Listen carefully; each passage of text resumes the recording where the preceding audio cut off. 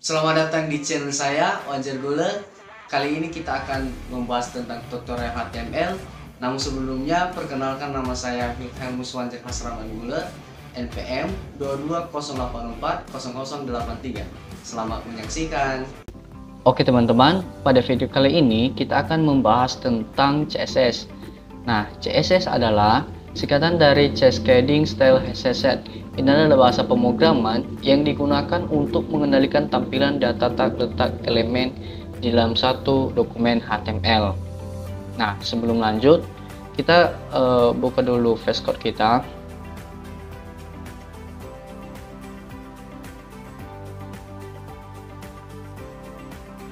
Mungkin sebelumnya kita sudah membahas tentang bagaimana cara memasukkan link, bagaimana cara membuat tabel, memasukkan gambar. Nah, pada kali ini kita akan membahas tentang dasar-dasar dari CSS. Di sini, seperti biasa, kalau kita membuat kita buka satu folder aja. Jadi, saya akan menggunakan folder.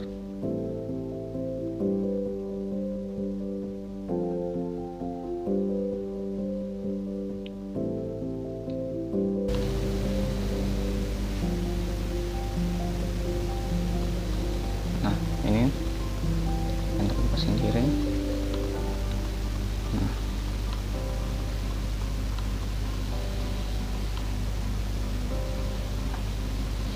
oke, di sini kita akan membuat file baru.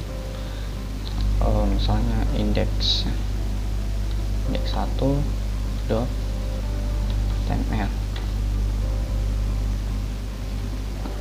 Kita enter. Nah, setelah itu kita buat struktur dasar dari HTML. Kemarin kita sudah bahas apa itu saja itu struktur dasar dari HTML. Nah, di sini kita akan buat HTML sama. Nah, seperti ini kawan-kawan ya. Ini bisa kita ganti. Nah,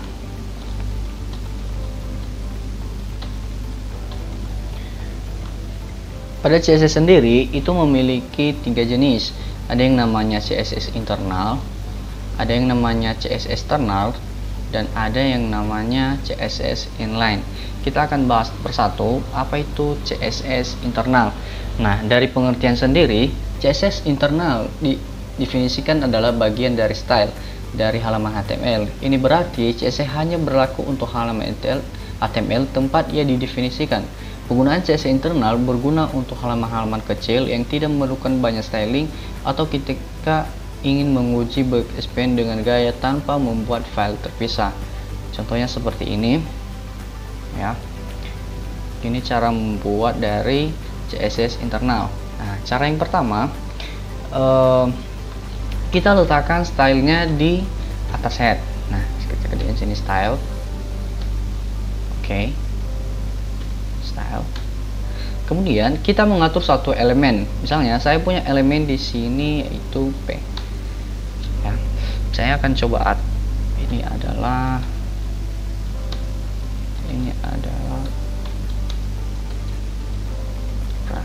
graph pertama.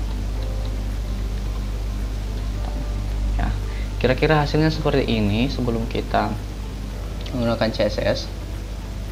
Ya, ini tidak ada apa-apa, tidak ada perubahan warna sama sekali karena kita belum mengubah tampilannya.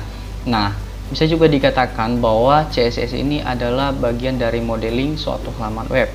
Nah, artinya di mana CSS ini berguna untuk mengatur bagaimana jenis font, bagaimana warnanya, bagaimana paddingnya, dan seterusnya. Misalnya kita mau mengatur warna dari paragraf ini. Nah, pertama kita definisikan dulu bagian mana yang mau kita atur. Misalnya saya mau mengatur bagian body. Nah, caranya seperti ini. Ketika di sini body, nah, seperti ini. Ini akan mendefinisikan suatu elemen yang mau kita atur. Saya mau bikin background color. Nah, seperti ini. Misalnya aqua ya, ini warna. Nah, setelah itu di sini juga kita bisa mengatur elemen yang ada di dalam body. Misalnya P, paragraf ya, kita bisa atur. Sini kita buat P. kita masukkan warna, color. Oke, kita bikin dia seperti ini kawan-kawan ya.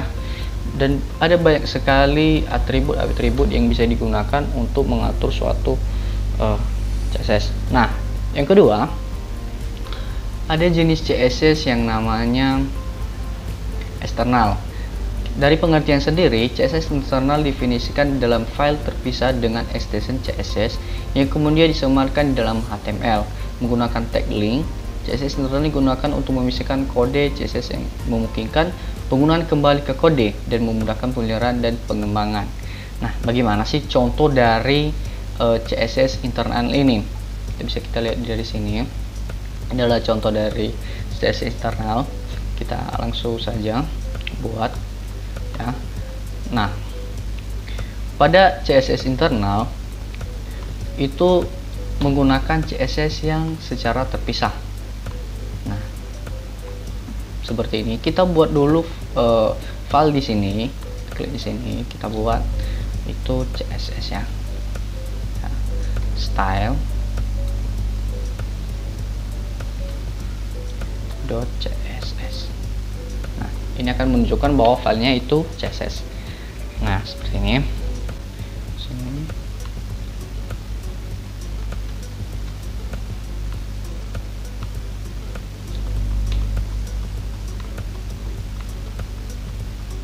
Oke.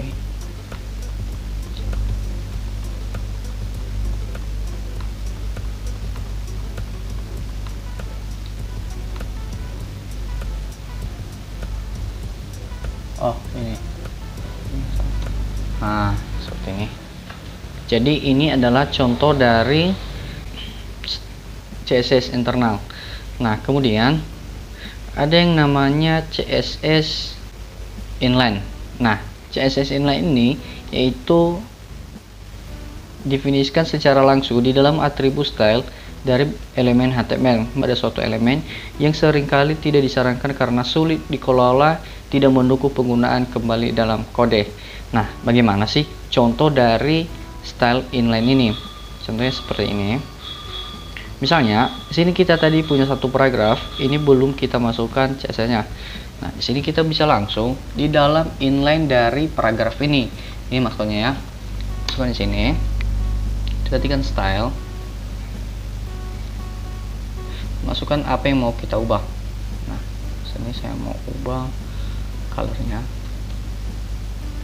Oke, color red misalnya. Nah, jadi paragraf ini akan berubah.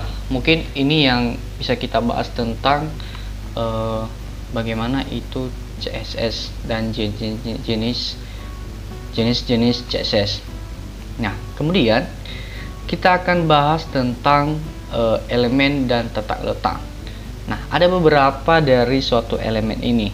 Ada yang namanya content, ada yang namanya padding, border, dan margin.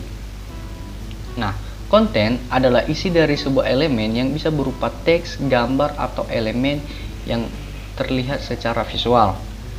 Padding adalah ruang tambahan di sekeliling konten di dalam sebuah elemen, digunakan untuk mengatur jarak antara konten dan batas elemen.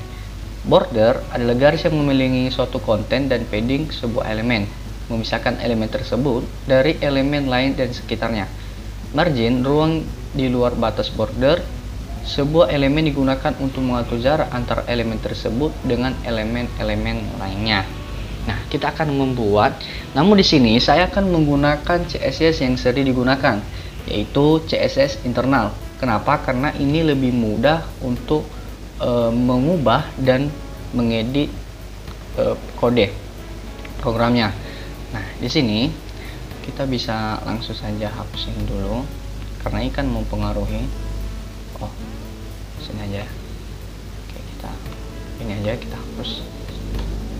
Nah, sini saya ketikkan style. Namun bisa kita format dulu dokumennya supaya lebih rapi.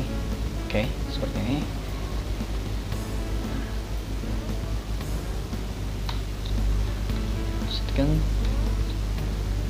style. Oke. Nah, kita akan membahas sebuah mengatur tata letak di dalam suatu web ini. Ini biasanya kita gunakan paragraf ya. Ini adalah paragrafnya P. Jadi kalau paragrafnya P kita atur, maka kita masukkan P. Oke. Oh ya, sini tadi. Dia masih berwarna di sini. Hapus dulu. Nah, ini adalah paragraf pertama. Pertama-tama kita buat dulu dia lebih besar. Font color, font size. Ya. Kita buat dia 30 pt points. Nah, ini seperti ini. Atau kita ubah dia namanya itu konten.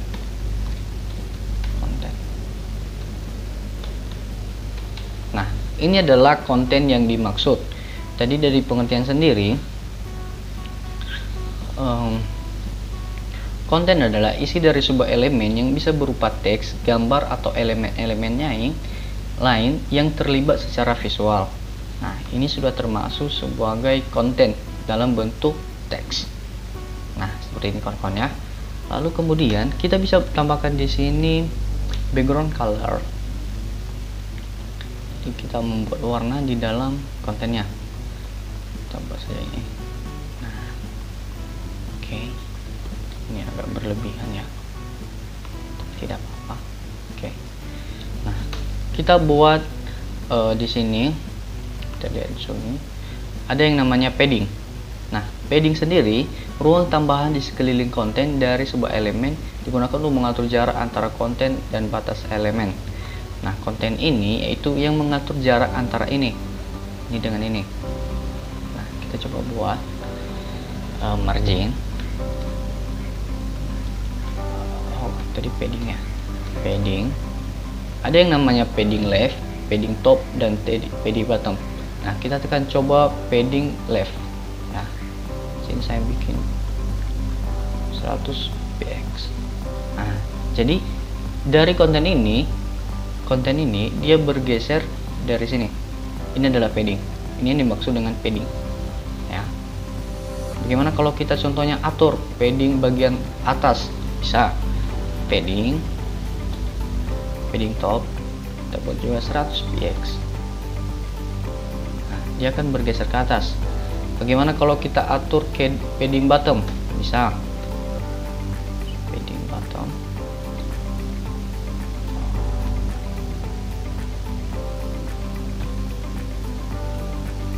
Nah, seperti ini kawan-kawan ya. Jadi dia ada jarak di antara kontennya. Oke teman-teman, selanjutnya kita akan membahas tentang border. Nah, border yaitu garis yang mengelilingi konten dan padding sebuah elemen, memisahkan elemen tersebut dari elemen-elemen lain di sekitarnya. Ini adalah contoh dari border. Jadi border ini yang memisahkan antara margin dan padding. Nah, seperti ini. Gambarnya seperti ini. Kita coba buat di sini. Border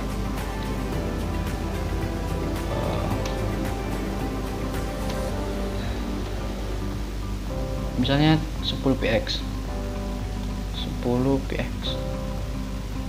solid color, solid ya. Nah, seperti ini. Kita tambahkan lagi. Kita bisa atur border colornya. Misalnya kita buat jadi ini. Nah, ini adalah contoh dari border. Nah, di border sendiri kita bisa mengatur radiusnya seperti ini. Kita masukkan di sini border radius. Radiusnya misalnya kita jadi 20%. Nah, dia akan seperti ini. Atau terlalu lah, ini terlalu 2%. Jadi ada sedikit cekukang di sini ya, 95 ya, seperti ini kan ya. Ini adalah border. Lalu selanjutnya kita akan membahas tentang margin. Margin, ruang di luar batas border sebuah elemen digunakan untuk mengatur jarak letak elemen tersebut dengan elemen lainnya. Nah, yang dimaksud dengan margin ini yaitu jarak antara konten yang lain. Misalnya kita mau buat konten lain juga, sini saya gunakan H1. Oke. Konten 2. Nah, misalnya sini saya buat satu. Oke, kita bisa langsung kopikan ini untuk memberikan style pada satu. Nah, seperti ini. Nah, di sini kita bisa mengatur jarak antara ini. Ini yang dimaksud dengan margin. Nah, caranya seperti ini. Kita masukkan dulu margin top. Jadi yang kita atur ini yaitu P ini. P dari konten ini. Ya, dari konten pertama kita masukkan margin top. Margin top. Kita buat jaraknya itu 100 px. Misalnya margin left bottom, margin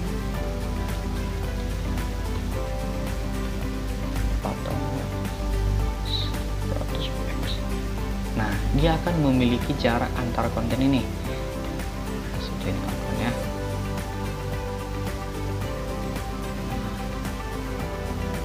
Dan ada juga bisa kita gunakan margin left. Bisa margin left 20 px. Oke. Jadi dia berhubung karena nggak ada konten di sini, jadi dia tidak bisa ya. Oh, ini margin bottom ya, margin left. Oke. Misalnya 20 px. Nah, jadi dia memiliki antara ini. Nah, ini kita bisa buat margin right. Jadi kita tinggal atur-atur aja. Misalnya kita buat 50 px. Nah, dia memiliki jarak antara. Kemudian pada bagian H1-nya ini atau konten kedua ini, kita bisa juga atur marginnya seperti yang kita lakukan pada ini. Kita kopikan saja ini. Nah, seperti ini. Nah, seperti ini kawan-kawan. Oke, mungkin itu saja penjelasan tentang jenis CSS dan atribut yang kita gunakan untuk mengatur elemen dan tata letak dari suatu CSS tersebut. Oke, sampai jumpa di video berikutnya.